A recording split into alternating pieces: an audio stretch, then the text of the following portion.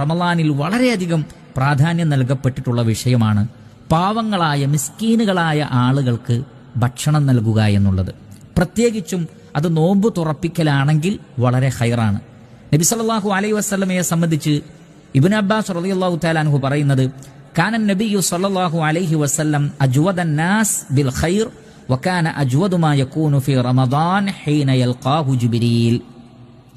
നബി സല്ലല്ലാഹു അലൈഹി വസല്ലമ ജനങ്ങളിൽ ഏറ്റവും വലിയ ഔദാര്യവാനായിരുന്നു, എല്ലാ സമയത്തും എല്ലാ കാലഘട്ടത്തിലും. എന്നാൽ അതിൽ തന്നെ റമളാൻ മാസമായാൽ നബി സല്ലല്ലാഹു അലൈഹി വസല്ലമ കൂടുതലായി ഔദാര്യം ചെയ്തിരുന്നു എന്നാണ്.